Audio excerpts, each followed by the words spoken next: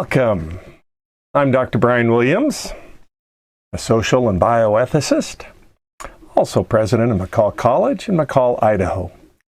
And we're into our fourth section of 2 lectures, so this lecture will be called 4A. And we are working on an overall theme of helping healthcare become healthy and caring.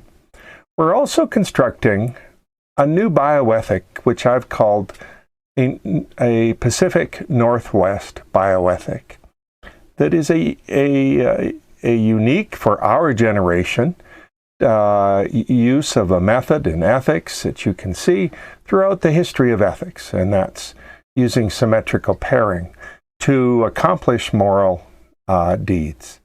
And so we're rediscovering it, renaming it, making it appropriate to our time and era, and presenting it today. Today, the lecture that we'll be working on, I've entitled Proposals for Healthy Healthcare and Society.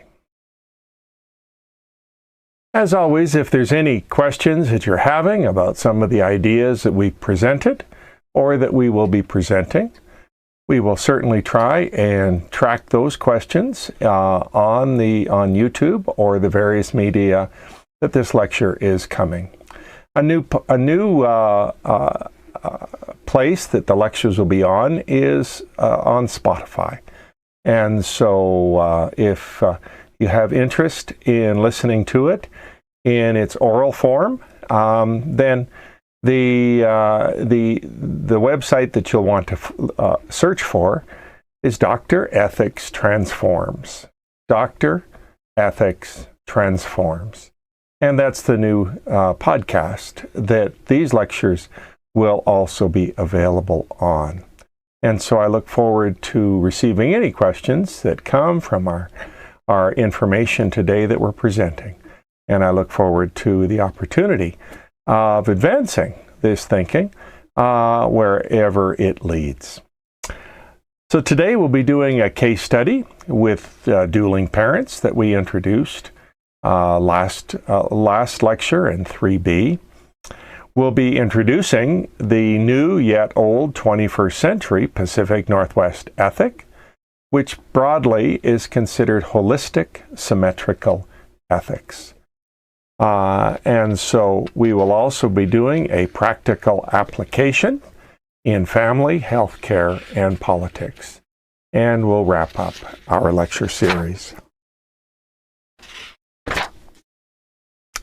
The case study. Our third case study, entitled Dueling Parents. The conservative father and the progressive mother are disagreeing again. This time it's about vaccines. A new mRNA vaccine for both flu and COVID was just approved for children older than 5.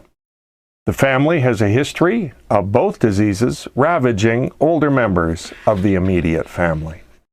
The dad's family has been much healthier with a faith-based determination to rely on faith for medical crises. The mom's family has fought numerous battles with these bugs.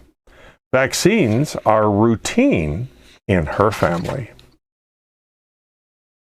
The parents are in the ER with a 17-year-old child with suspected influenza.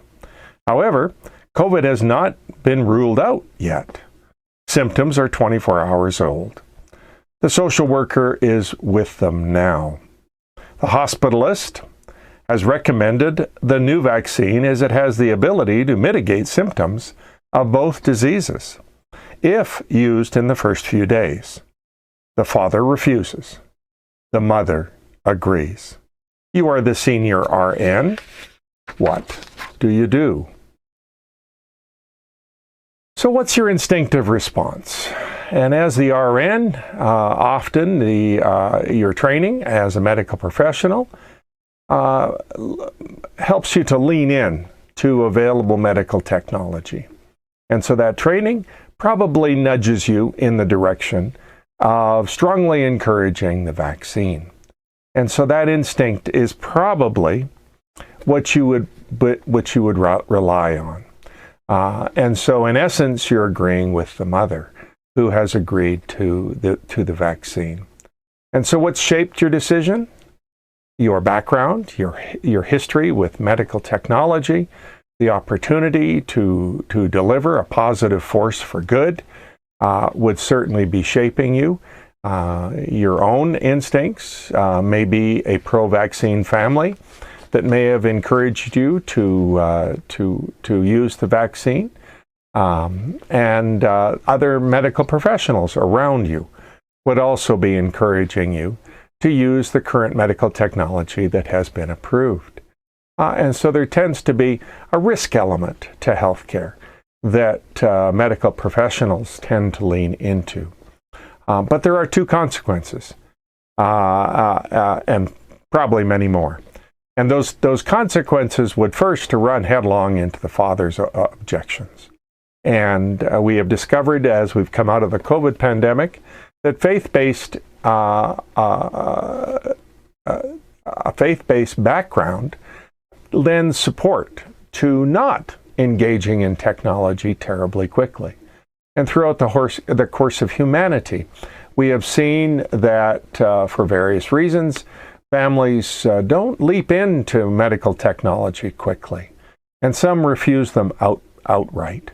And part of the support system that people have may encourage them to not do that. Let me just adjust the computer here. It looks like we've got an issue.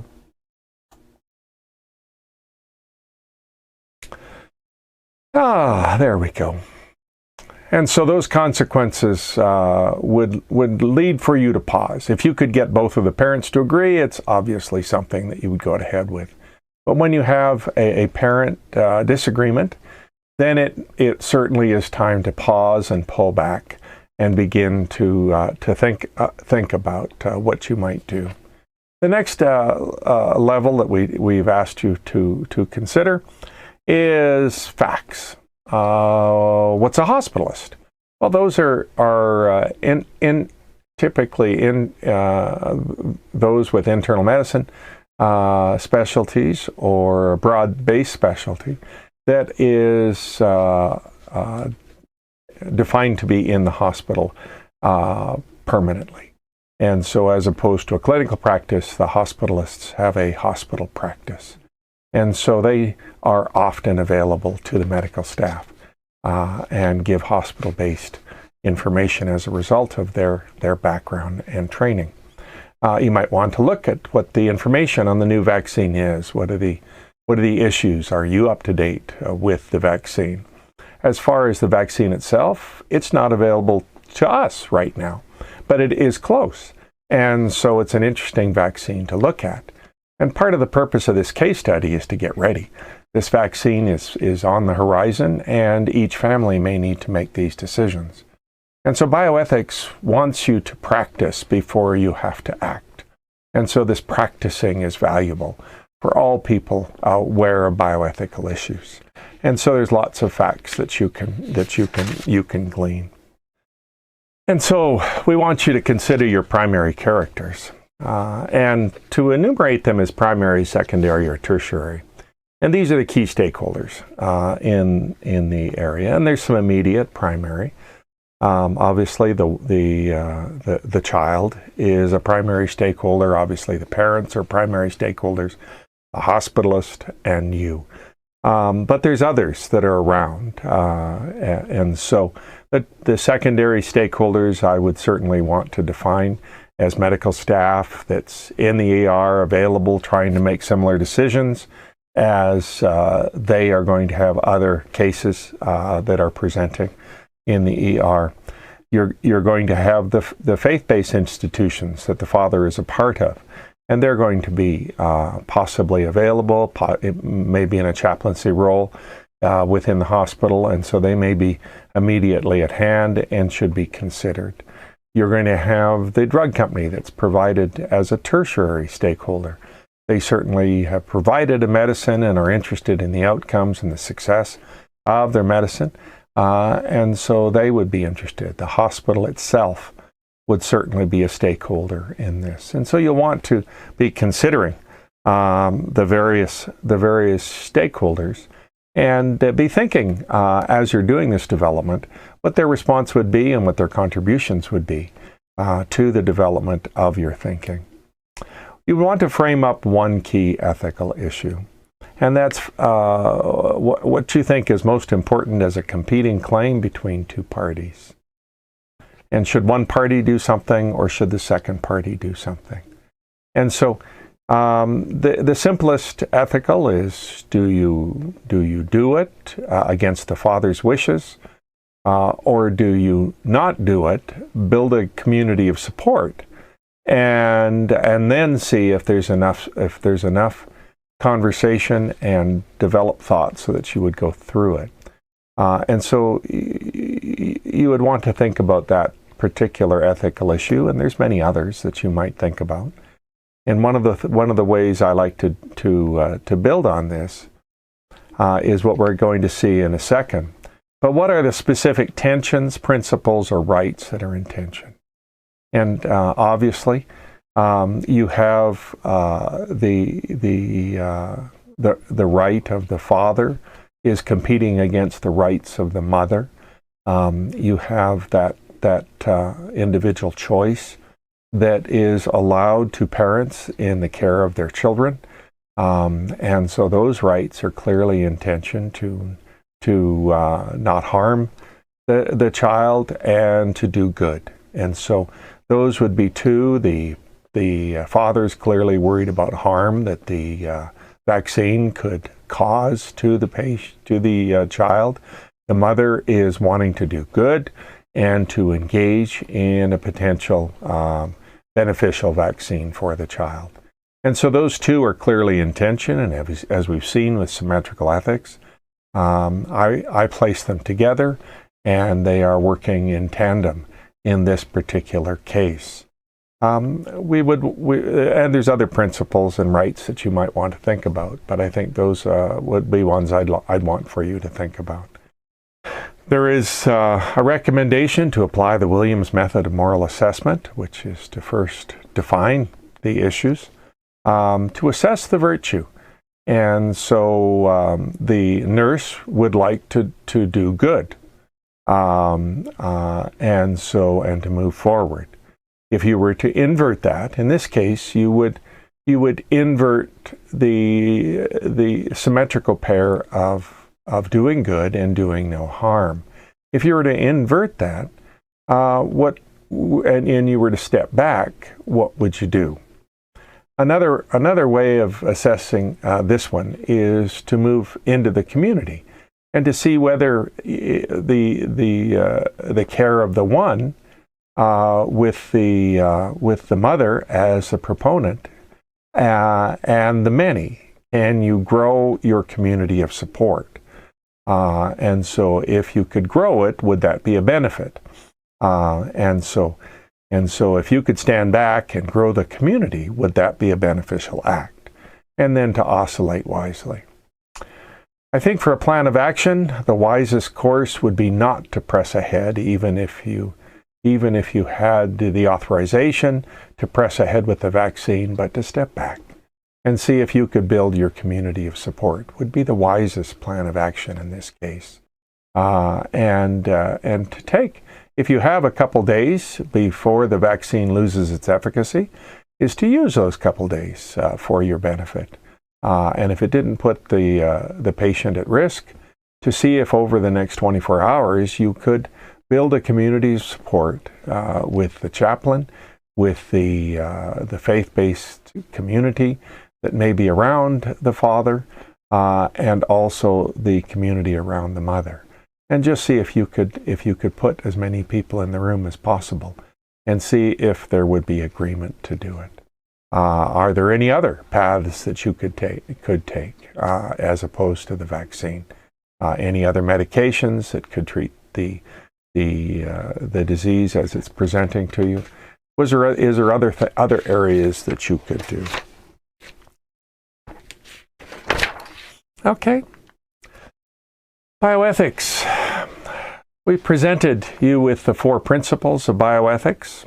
autonomy, which is that sense of leadership for yourself, and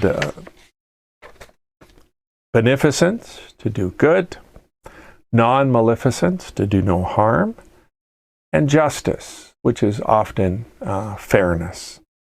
And I think what we've seen within the field of bioethics is these aren't resilient enough for disruptions, such as a pandemic. And particularly, autonomy needs reconsideration. I'm offering the alternative that instead of presenting these as static principles, autonomy, beneficence, non-maleficence, justice, 4 static principles, that if we were to put them in symmetry, that would respond with a recognition that one and many shows a needed counterweight of interdependence. So autonomy, certainly in that sense of defining itself as oneness, and to have the right to lead and control your own life. That certainly needs the symmetrical adjustment of one and many, that the many also has a voice. And we saw in the pandemic that the community needed a voice. And while many individuals controlled their own lives, they certainly were embedded in a community. And that counterweight of interdependence is my alternative to say that autonomy and interdependence are symmetrical. They work together. In a pandemic, interdependence would serve the community, and that virtue must be elevated. And then the recognition that we're pretty well out of the pandemic now, and we can move back into a sense of autonomy with our patient care. But that as we go through the course of history, that there's oscillation in dynamic tension between autonomy and interdependence. And this becomes the decision of leadership. Do we emphasize the autonomy of the individual, or do we recognize there's an interdependence within the community that must be offered? And that's where our understanding of lean comes into. And in our culture, it's wise to lean into autonomy. If we were living in Europe, it might be wise to lean into interdependence. But in the American context, leaning into autonomy probably has the best result. You're not forgetting interdependence, but you're recognizing autonomy. What we also discovered in our burned out is that our determined effort for patient-centered healthcare had a consequence, and the patient centering was not helpful during the pandemic. And so we need to also be aware of staff-centered care. And so our patient-centered care is important. It's the reason the hospital exists. But if there isn't staff-centered care, then the hospital begins to degrade from overwork and the stress of being a healthcare provider. And so that's a different type of one and many, the patient versus the staff and the organization around the patient. And so to oscillate when you're in crisis and make sure your staff-centered care is also receiving attention was the plea throughout the pandemic, that our staff was being overwhelmed by the needs of the individual patients. And so that's another way you can think about autonomy and interdependence, is to improve your patient-centered care and put it in symmetrical pairing with staff-centered care. And both of those need to be considered whenever you're developing policies that you're trying to activate and make sure your healthcare is sound. You must work with them together. And the lean of a hospital will be into patient-centered care, but to recognize that there will be times when you have to adjust that. And again, that's a choice of wise leadership. We're also introducing a sense of Pacific Northwest bioethics. Bioethics' 4 principles are firmly entrenched in the Eastern Seaboard, and their bioethics community is vigorous. And so we discovered that all of the PhD programs are east of the Mississippi, and so those are leading to bioethicists in the field, and that is and responding to the training that they have received. And the 4 principles of bioethics are a mantra that are active in that community. But I think it's time, and the pandemic forced us to recognize it's time for a reappraisal. Bioethics is a subset of philosophy, and that leans toward Europe. And our European grounding is essential for the development of a useful and helpful philosophy. And so philosophy inevitably begins in ancient Greece and works its way through Europe and into the American context. But that has a price to pay. And so I think it's time for an reappraisal of centering our philosophy within the European and the English concepts. The Pacific Rim is open to ideas such as yin-yang. We have extraordinarily successful ancient cultures that come out of the Pacific Rim, whether it's Chinese or Japanese, whether it's Asian Pacific, whether it's the Philippines.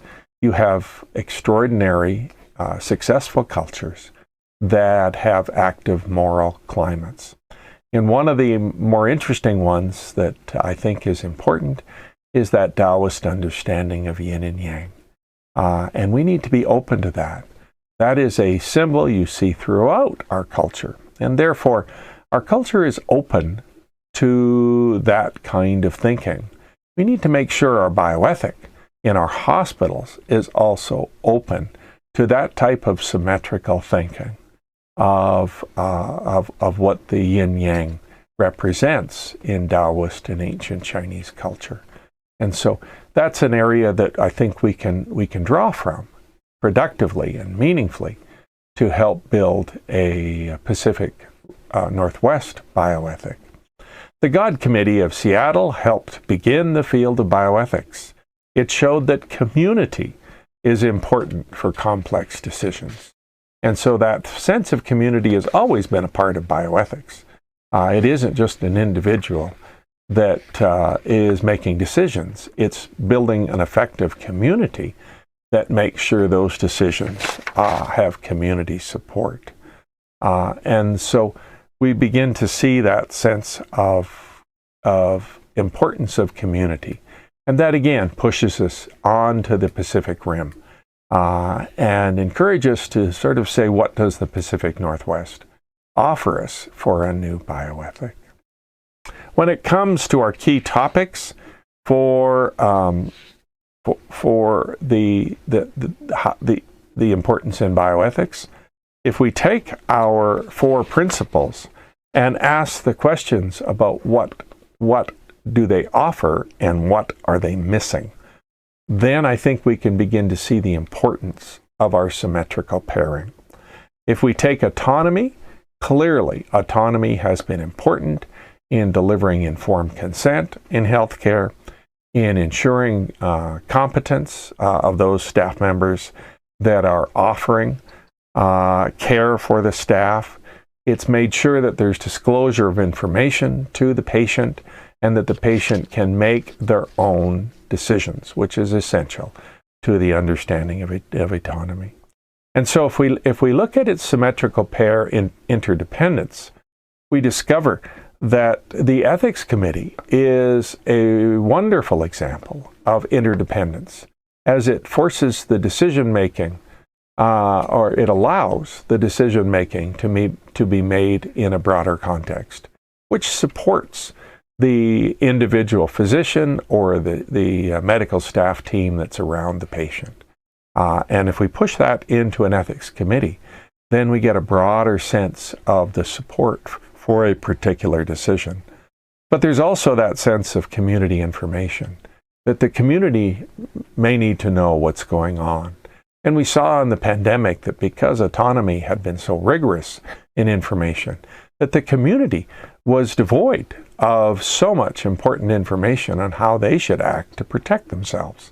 And so we need to make sure there's that recognition of the virtue of interdependence so that we can inform the community about challenges that all people need to face. And we also saw that autonomy had a real impact on staff burnout. And so interdependence forces you to think about the staff contributions to healthcare, to their own individual mental health, and to making sure that we're developing policies on effective healthcare. We have suggested that non-maleficence is in pair with beneficence, and the symmetrical pairing allows these two to work together. Non-maleficence is so important. It gives us that very ancient sense of the doctrine of double effect, or the principle of double effect. And that's if you do something and something else happens. Your primary intent of not doing harm, even though it may have had a more serious outcome, is an important principle. So that those that do something and something bad happens are still operative on that attempt to do no harm. It's been an important participant on killing and letting die. How do we allow life to end effectively and do no harm is a key element in trying to protect those that are tortured at the end of their lives, and to make an effective and meaningful choice on how to end life well. It's been helpful in proxy decision making, and so to let others participate and to make sure that harm is not occurring. And so in that proxy decision makers are the ones that are slowing the medical care down so that harm isn't happened. And beneficence certainly at its worst turned into paternalism, and that's where there is one decision maker, and that decision maker forces their decisions in as the sole source of decision making. And that 50 years ago was the way that medical care operated. The physician made the decision, and the physician drove those decisions into the health care of the patient. And so autonomy has pushed back on paternalism and made sure that it was a broader sense. And so beneficence and doing good is a key element of healthcare. And that invokes a modest paternalism at every turn. And so we have to recognize that we have to keep our paternalism in tension with non-maleficence to make sure that we're not harming, but we're leaning into beneficence. And that has created our Good Samaritan laws, where we want people to risk, to do good, and to protect them if those attempts go awry. When it comes to the key topic of justice meaning fair opportunity, and certainly we want healthcare to be available to all. the conversation on the right to health care.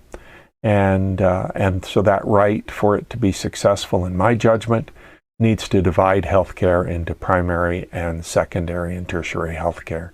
The right to primary healthcare should be fought for at all levels of our community.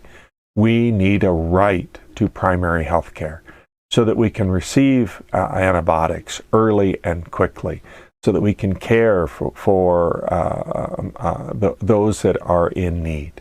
And so we certainly can't do the tertiary health care with the advanced surgery that is an alternative to so many.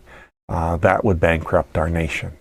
And yet we do need to make sure that we build a right care to primary health care across this country. And if we were to subdivide that, I think we would have more success in driving the idea into our legislative community, because they recognize the waste that can occur in the tertiary level healthcare.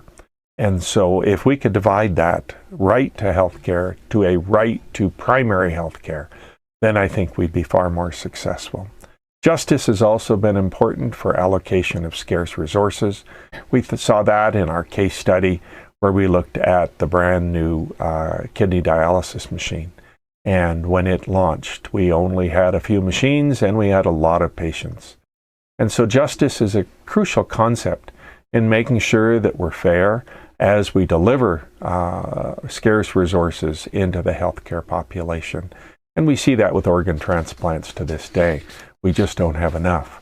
And so there has to be a justice model that helps us to do that, so that whenever we're needing to ration healthcare, that everyone feels that it's fair and that they have a fair shake at surviving, if not thriving.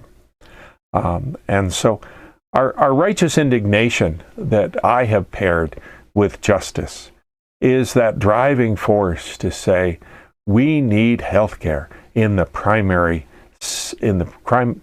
diseases that we all face. And we've begun to see some of that with the mandates of Obamacare, as there are many medications now, I'm thinking of the statins, that are available throughout the community at almost no cost. And that's a wise response within primary health care. And so we're beginning to see that health care coming through the insurance side of health care. But we need to fight for primary health care, and all of us need to be indignant that primary health care isn't a right in this country. We need to make sure that there's fair financing, and we've begun to recognize that these surprise bills that are happening in the ER and in the insurance industry are eliminated, and so that the financing of healthcare is fair. And we also begin to recognize that we need to be able to die better in the American context. And we need to be able to work on how we can die better.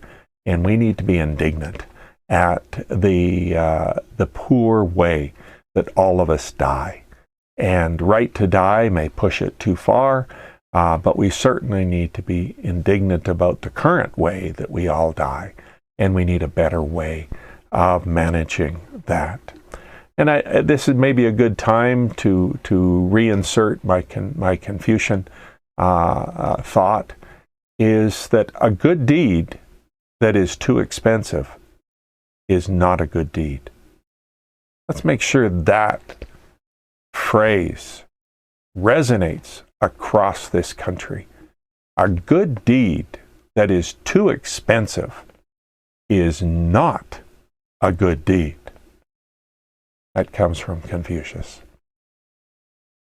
We've also seen that there are some areas in professional ethics that certainly have been improving.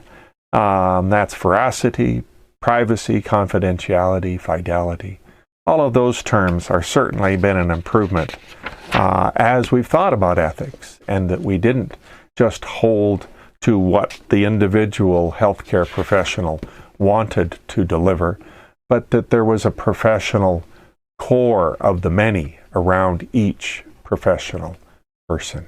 And so professional ethics is making sure that the many are involved, not just the one in healthcare. And so that idea of one and many is a fundamental pairing that may be used to organize intellectual life.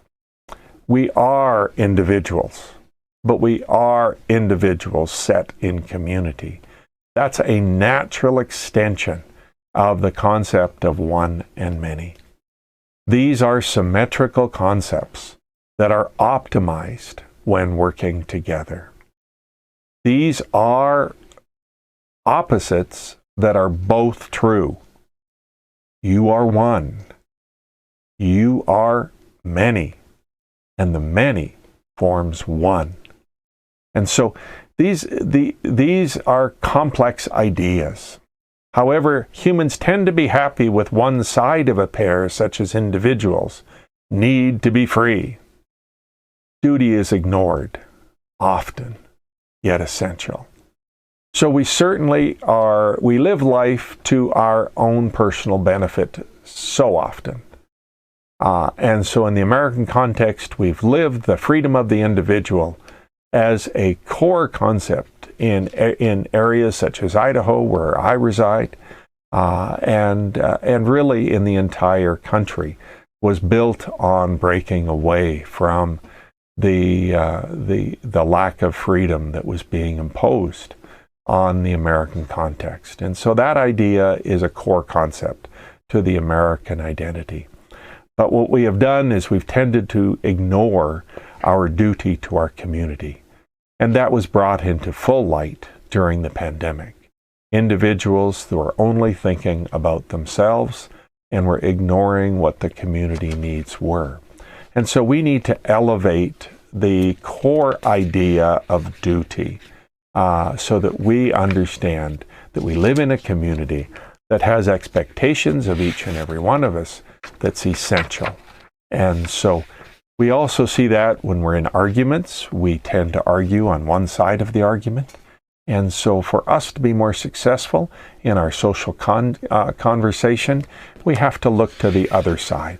And I've always tried to train students that you'll have more success if you understand the other side of an argument, use it, and make sure you prove that you understand the other side of the argument to those you are in argument with. And so the success of an argument isn't you restating your own side of the argument over and over again. That just reifies, that just strengthens, that just makes into rock your arguments, and it really doesn't solve the problem. But if you understand the other side, and I'm not saying you agree with them, that's the other side of the argument. But if you understand the other side of the argument, show you understand, show its weaknesses, show the issues, then you can have success at moving people from wherever they are to where you think they should be. And that's essential to the conversation of the marketplace and the fair exchange of ideas in the marketplace. We need to awaken the symmetrical pair. Individuals need freedom. If we invoke one and many, we'll see if we have one, we offer the inversion of many, community. Individuals have a fundamental duty to their organizing community. Freedom only comes when those tasks with duty serve effectively. And so the Williams moral assessment is reawakening the one and many so that when we're in a challenging issue of any of our social issues, whether it's abortion, whether it's right to die, whether it's gun control, wherever we are, if we want to understand and change the way our society is functioning, we have to invoke the symmetrical pair to have a reasonable chance of changing our society. And so that kind of argumentative strategy is what we're trying to awaken. We also have to recognize that there's other symmetries that we may need to understand. And during our Lecture 3 series, we talked about a new political theory. And it's to recognize that in conservatives and progressives are symmetrical pairs. They work together. And we don't tend to think that way in our society. But as I was trying to say, polarization is the basis of unity. Well, how can I say that?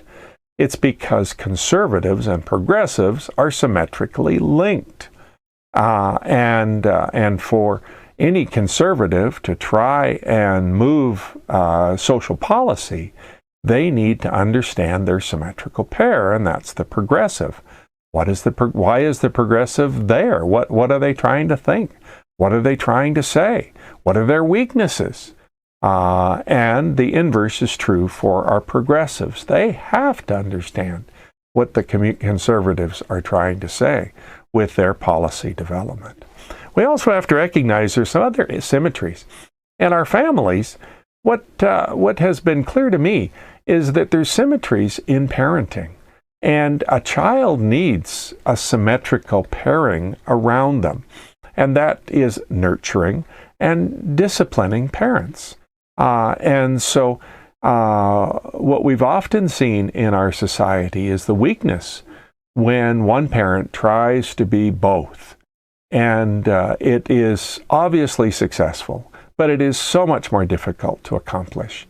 And so if there is a nurturing parent, and it could be a natural parent, it could be a godparent, it could be grandparents, it could be a friend or family or uncle. If there's a nurturing parent, the child is healthier, but that must be in symmetrical tension with a disciplinary parent.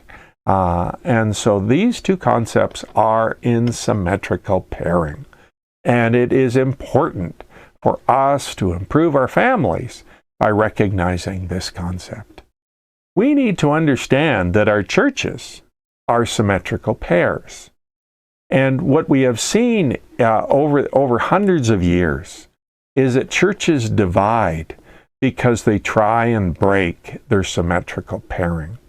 And so a classic illustration in my mind is the classic understanding of the Protestant and the Catholic. They are symmetrical pairs. And if you listen to the language, they are simply opposites that need to function together. And we see that as every church divides. What they're attempting to do is to eradicate their symmetrical pair. But the minute they break and divide, that pairing reemerges. So if you have a left and a right, and you try and break your church so that only the left is together and you eject the right, then the minute the church is broken, if you look at it again, you have a left and right in the new church. And so the Protestant development in America has been this on steroids, where churches divide, and then immediately afterwards they discover that they have right and left thinking still in their church, and so that really begins to become unhealthy as the church narrows its understandings in a way that is really harmful to the church. Every church must have a left and right, and they must work together. It has a conservative community. It has a progressive community. And the key to a healthy church is learning how to use that symmetrical pairing to your advantage.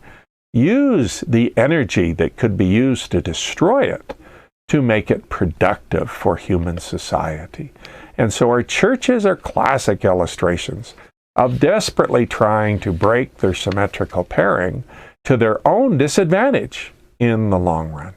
And so we need to understand that these are symmetrical pairs in these religious organizations. And when it comes to the individuals, we see the symmetrical pairing of male and female as a biological reality that creates life. Now, there's all sorts of ways that we can create life. We are smart enough to be able to do that. but the natural way that we have been given comes through the male and the female. So we must see the symmetries, and that will allow you to see the whole. When you see the parts, the wise person also sees the whole. Now act in dynamic tension to manage the wholeness, as opposed to just seeing the symmetries and focusing on your part and emphasizing your part of the symmetry, to also recognize the whole and to work towards wholeness. And that ability to recognize symmetry comes from complex thinking. And so we come back to that idea that we started with, is how do you develop complex thinking? Complex thought yields virtuous action. Our discussion on rights and duties, as well as conservatives and progressives, requires complex thought. As well, thought must be attached to action to form a good community. Virtuous communal action requires good leaders. How do we confront our recent spate of poor leaders who seem bent on self-aggrandizement instead of serving others? How do we construct good people that construct good communities, that construct a good society? We start with the individuals, and we offer to them complex thinking. What do we do with those individuals? Recognize and elevate the symmetrical elements in a person's life, nurturing and disciplining guides and relationships. Involve all in character organizations. Involve all in lifelong learning with symmetrical input of conservative and progressive ideas. Recognize and elevate truths, especially complex truths, as soon as possible. We then need to ask, how do we organize individuals effectively? Well, that first grouping are organized pairs. We need to recognize and elevate all forms of bonding to form stable relationships. We need to recognize the right of organizations to define appropriate pairing within their organizations. We need to recognize and elevate the symmetrical relationships of nurturing and disciplining adults in the lives of children. And I think we can argue in all of our lives. We all need nurturing and disciplining around us for an effective quality life. And that creates the effective relationships for all of us. We need to build quality villages, the many, around all children, the one. Then we must ask what organizations come out of these relationships. I call them character building organizations. We need to recognize and elevate the role of those organizations that have a mission to influence character in a positive way. 4-H, Rotary, Boy and Girl Scouts, churches, temples, mosques, synagogues, universities, forever. There are lots of character building organizations that do it in a positive way, and that structures around the individual an opportunity of living well in relationship to others. We need to hold these organizations accountable to build character in all who uphold their values. How have we done this in the past? Well, one of the segments that we have done it through are our political communities. Let me offer a little background when it comes to political communities. The selection of community, state, and federal leadership prior to the 1960s was fairly easy, with one primary criteria: was the person a member of the Protestant Church, of any one of the Protestant churches? Could be Methodist, Presbyterian, Anglican. They had to be a member of a Protestant church. What is interesting is that you can look at the American Revolution and recognize that the leadership prior to the Revolution was Anglican. And what is so interesting is that after the Revolution, the leadership was primarily Presbyterian. And so there seems to have been a battle to see which Protestant church they should be a member of. But they had to be a member of the Protestant church. John F. Kennedy, a Catholic, showed the rigidity that had to be broken for a non-Protestant to be elected. With the recession of the Protestant criteria into the background, nothing has replaced it. And so I have a proposal. My proposal is that one must show active participation in the many. All candidates for political office must announce their membership in a character-building organization. Rotary, Boy Scouts, churches, synagogues, temples, any organization that actively promotes character development. That creates the relationship to know that a political person is not only an effective one, but he's also or she's also effective in the many. You might ask, what if they join a nonsense organization, the mighty group of nonsense characters? The public will know that character is meaningless to that candidate. And as you look at your slate of political characters across the current election cycle, what character organizations are they a part of? We used to know that routinely. We would know the church that the person was part of. Well, let's ask the question, what character organizations is the current slate a part of? Are they in Rotary?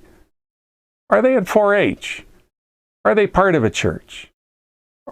Where are they accountable to a smaller group of people so that their character can be made aware into that particular community? If they join a nonsense organization simply to abide by the criteria set to them as a political operative, we will know it. And we will know that character has no meaning to them. And we can get rid of some of these morally decrepit political people that have snuck into our political leadership. We ask for wise political leaders to guide us. We need some criteria that will help us to select our political leadership. We have to recognize that our political our political structure is symmetrical. That there's a symmetrical reality of political structure. One, uphold the voting process of all citizens. We have to allow people to vote, and that process must be as broad as possible and as protected as possible to make sure that there's safe voting, effective voting, and that we have an opportunity of voting. But we also have to think about the many, that the democratic structures allow exercise of the community's voice, and that voice must be louder within the American context. We have to validate party loyalists as important to the political process. We need conservatives who are loyal to the conservative values, flying the flag of conservatism. We need progressives who are loyal to progressive ideals and push these ideals into the marketplace of ideas. And we want them to do that. But we must enhance the middle of those who make the election decisions at election time. And my recommendation is don't become a member of the parties unless you are a party loyalist. Because if you do, they basically know how you will vote. And if they can get enough of you in any particular area, they will radicalize their policies because they know what the vote is. And so if people move to the middle, and in our political structure is to be an independent, then either party will not know how you will react to their party policies until we come to an election. And so it's important for them to moderate their policies because they don't know if they've got enough of the electorate on their side. So I strongly encourage the middle to remain independent. We've come to the end of this lecture.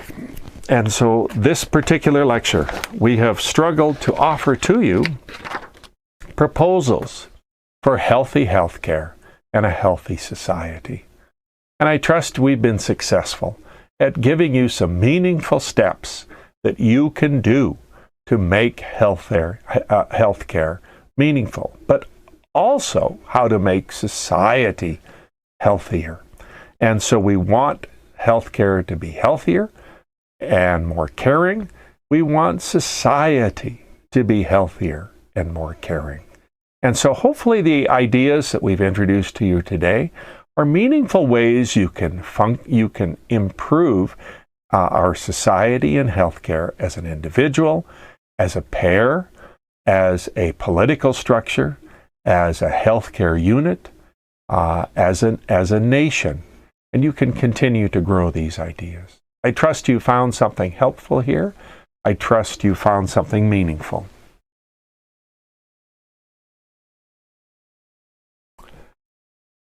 Thank you for your time, for sharing with us in these ideas, and we would love to hear from you.